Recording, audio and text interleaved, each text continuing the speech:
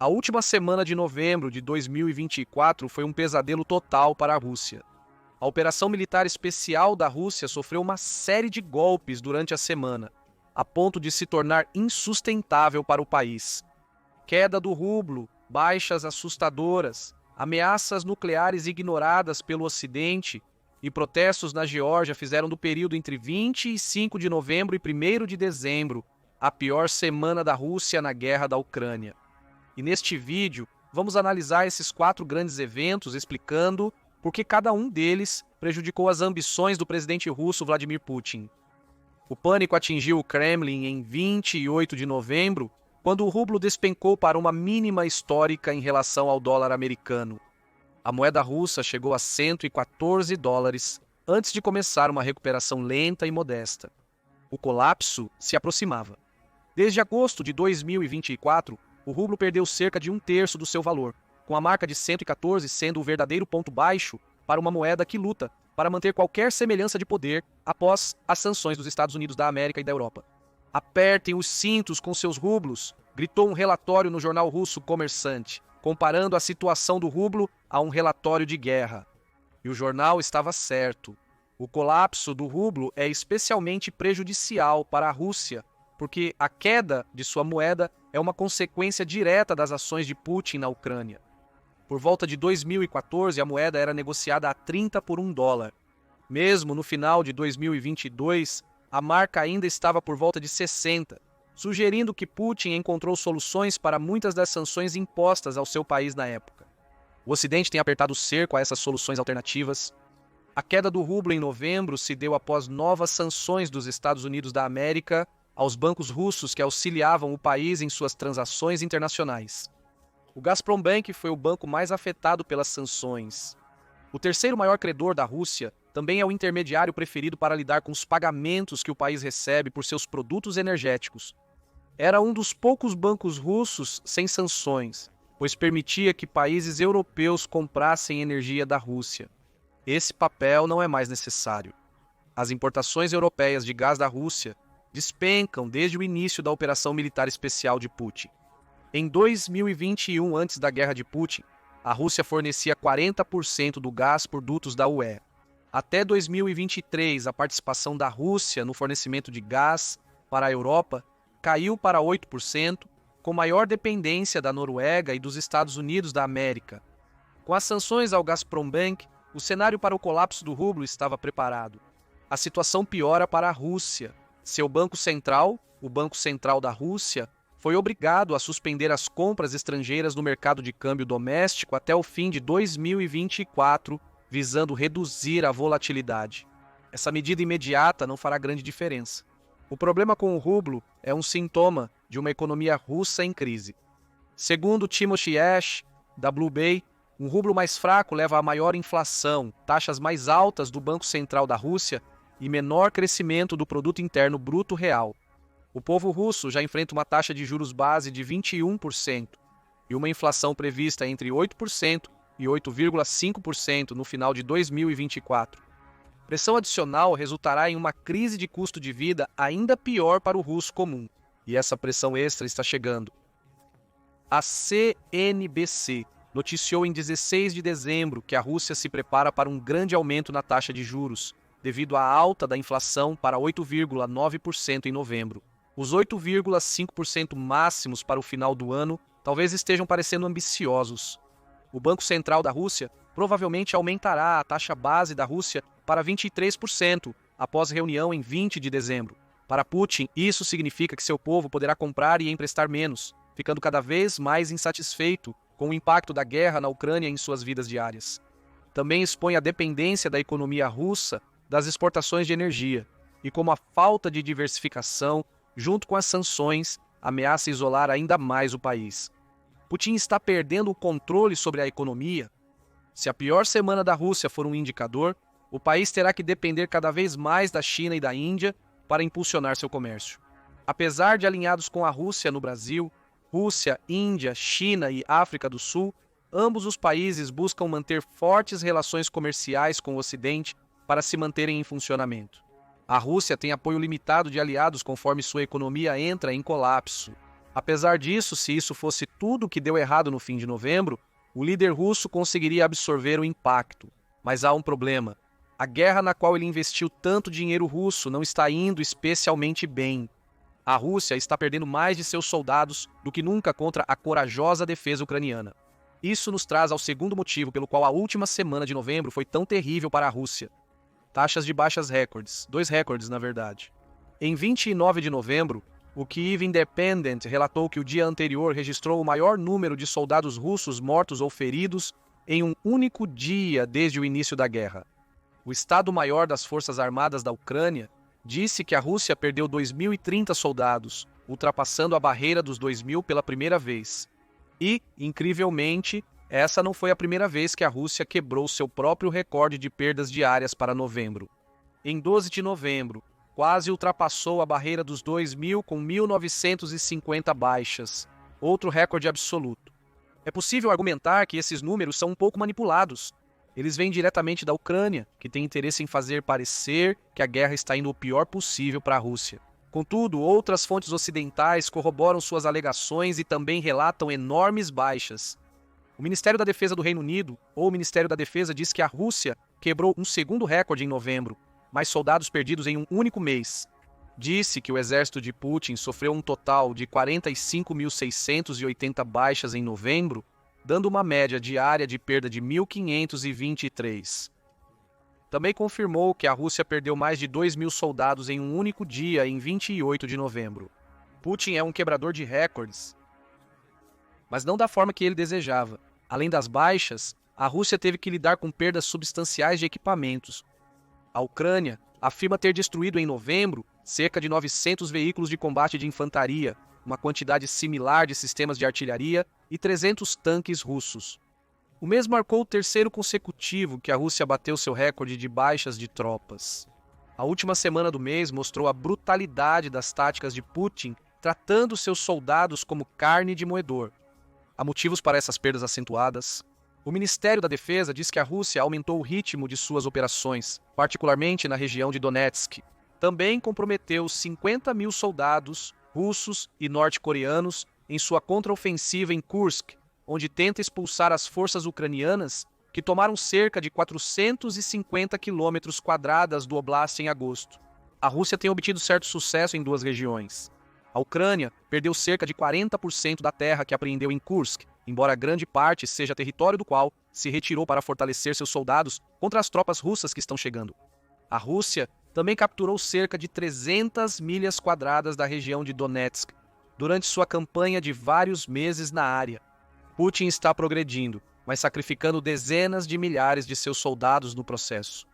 No entanto, a última semana de novembro evidenciou sua inépcia tática como nenhuma outra. Perder mais de 2.000 soldados em um dia não deveria ocorrer com um país com um exército tão poderoso como a Rússia.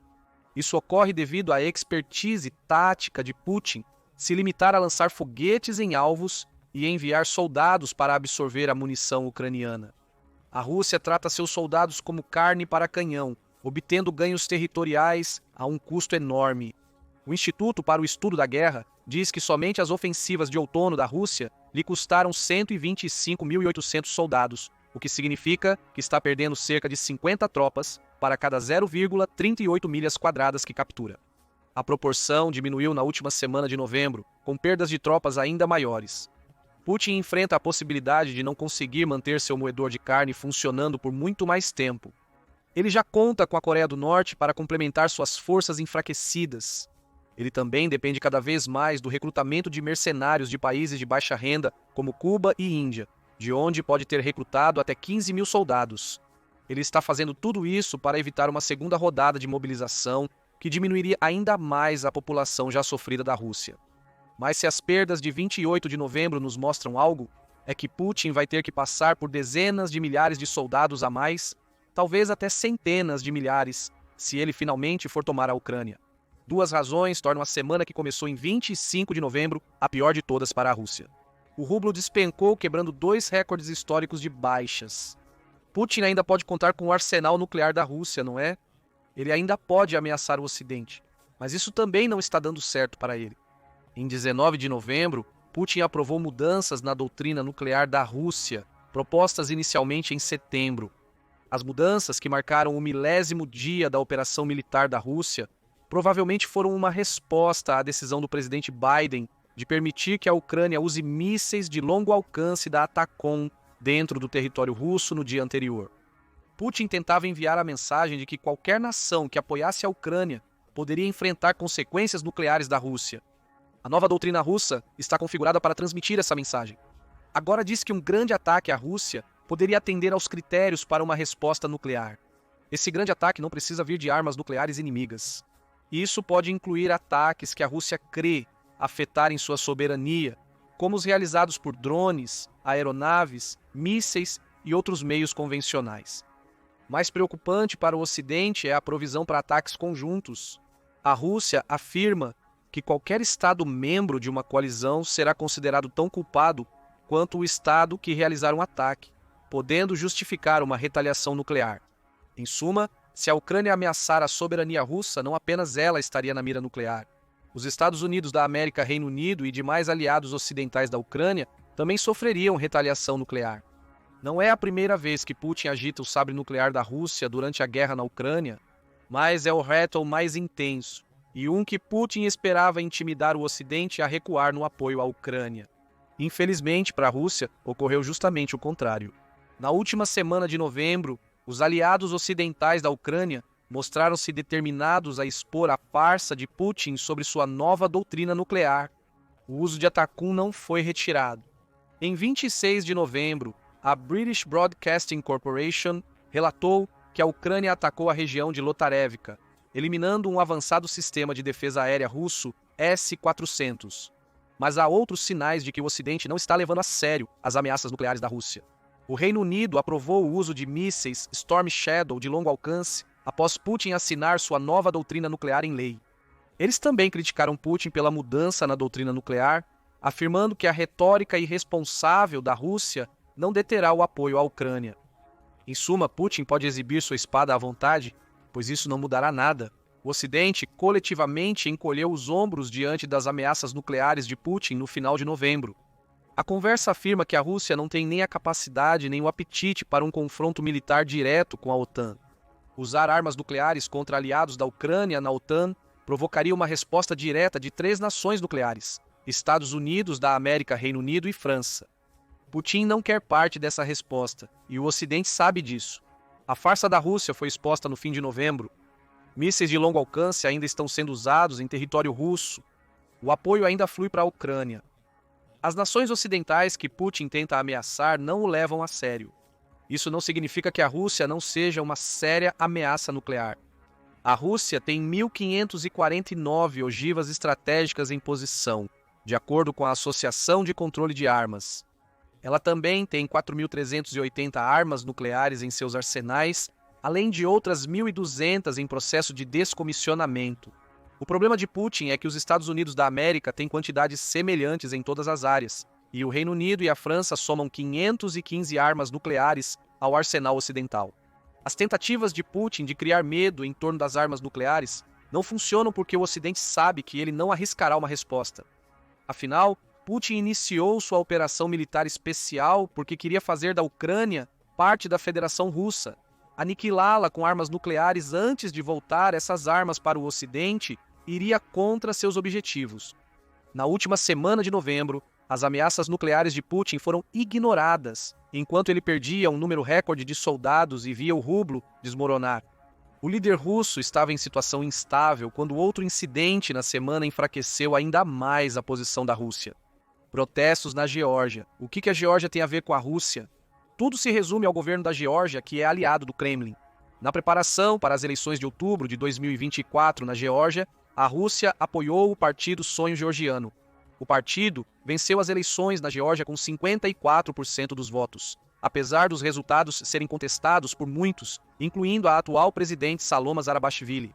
Ela declarou os resultados da eleição ilegítimos, afirmando que todo o fiasco foi uma operação especial da Rússia. Apesar disso, o Kremlin infiltrou seus tentáculos no governo da Geórgia, deixando a população insatisfeita.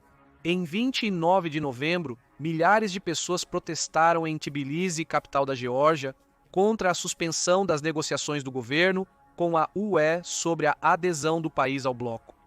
Zarabashvili apoiou os manifestantes, afirmando que o movimento de resistência começou, embora não estivesse presente.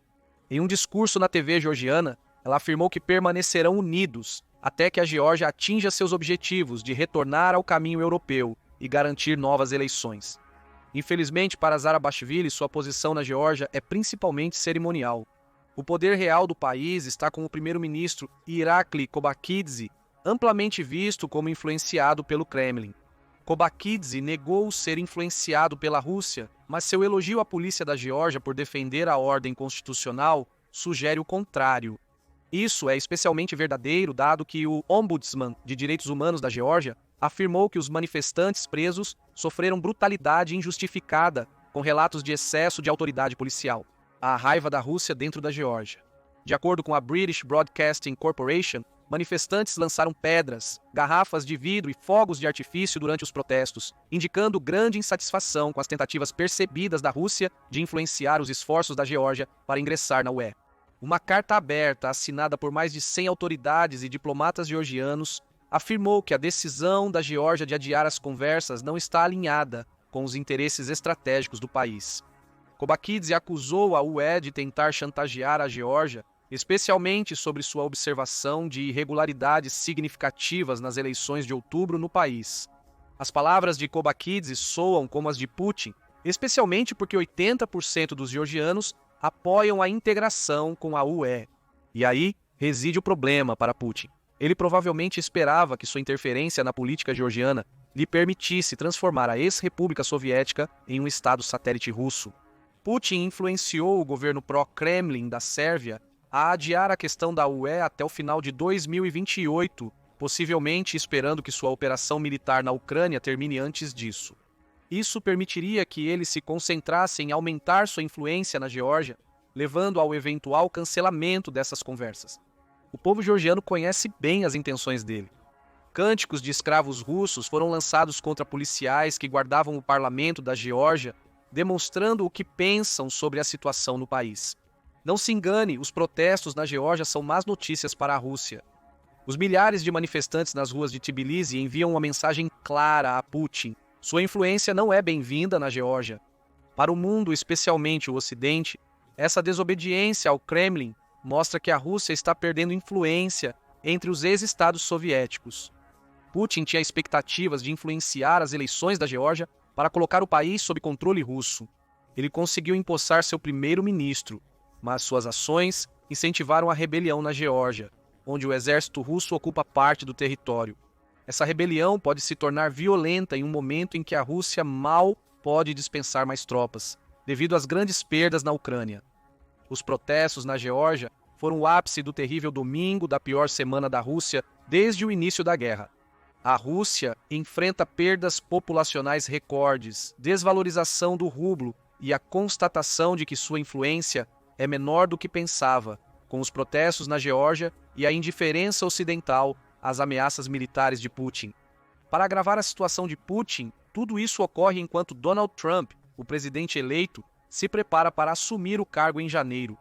Trump provavelmente pressionará por um fim imediato à guerra na Ucrânia quando assumir, com a maioria acreditando que ele tentará fazer Ucrânia e Rússia assinarem um plano de paz. A Rússia vai querer estar na posição mais poderosa possível para as negociações desse plano. Por isso, Putin está se esforçando para retomar Kursk, capturar mais áreas de Donetsk e fazer ameaças nucleares. Porém, essa combinação de 4 golpes de problemas que atingiu a Rússia entre 25 de novembro e 1º de dezembro quebrou suas costas, ao menos no sentido de negociação. A Rússia está enfraquecendo. O presidente ucraniano Volodymyr Zelensky usará esses problemas como alavancagem em qualquer negociação de paz para obter o que deseja de um acordo supervisionado por Trump. A Rússia está mais vulnerável agora do que em qualquer momento durante a guerra na Ucrânia, graças à sua semana infernal. Você acha que ela se recuperará a tempo das negociações de paz de Trump? Compartilhe sua opinião sobre a difícil semana da Rússia e as implicações futuras para o país nos comentários abaixo. E como sempre, valeu por assistir.